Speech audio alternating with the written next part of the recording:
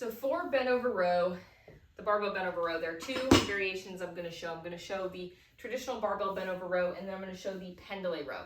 For each, the foot position is going to be the same. So whenever you set this up, and this is what I often see with my clients, is just the setup is the problem. When you set it up nicely, you're going to get yourself into a great position, unless you load super heavy, and that could potentially have some position breakdown, which we'll talk about. But whenever you set up, you want to make sure that your toes are straight and your feet are about hip bone width apart. You do not want necessarily hip width, especially if you're one of my ladies who has wider hips.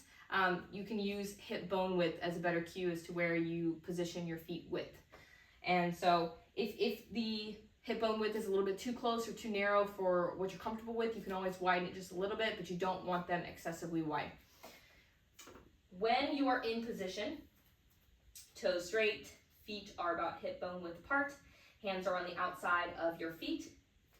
You're really traditionally going to set up and pull this like you would in a deadlift. So if you're doing a barbell bent over row, you can start from a rack. I actually recommend starting from a rack if you're doing a barbell bent over row. That way you can unrack, be in a standing position, get into your hinge, and just start rocking with it. But if you're like me and you're down here and you're also about to show how to do a Pendlay row, then you're going to start from a deadlift, pull that way, and then get into your barbell bent over row. So traditional deadlift, right? It's toes are straight, feet are about hip bone width apart, hands are on the outside of your feet. You're going to bend your knees, back is straight. I load into this hinge here, and I take the slack out of the bar. I stand up. I'm ready to get into my barbell bent over row. So when you do your barbell bent over row, you want to make sure you're in a good hinge and you stay in that hinge the whole time. So I'm in a hinge, slight bend in my knee, my hips are back, my chest comes forward. I'm loading into my glutes. So even though I have whole foot pressure, I'm still loading into my glutes. So some of that force is offset and not going into my low back.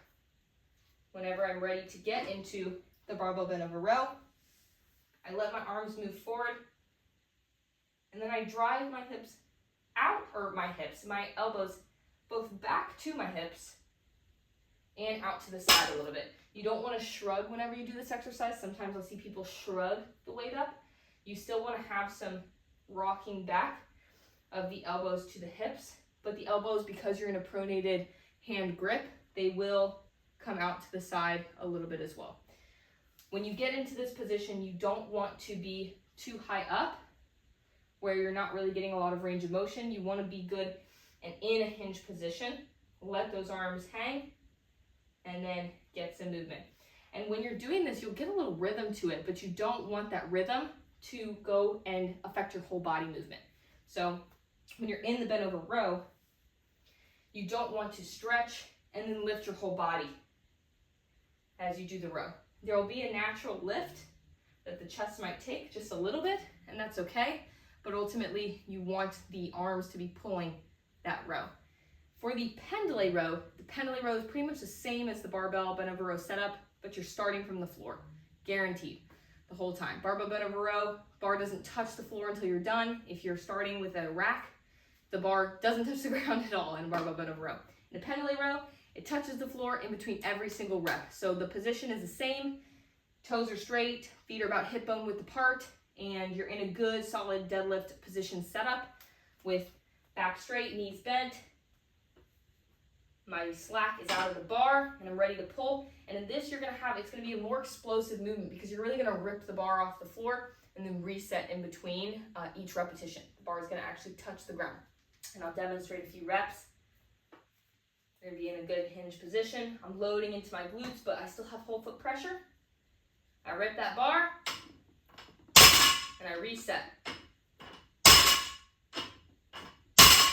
When you rip the bar off the floor, you can have a little bit, again, of a lift of the chest, but you do not want to have your whole body in the movement because I still want my arms doing the majority of the job here. So I'm bracing, I'm engaging. When I go to rip that bar, my chest might move a little bit.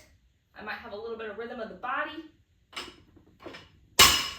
But ultimately, my arms are doing the pulling, and that is the barbell Pendlay row.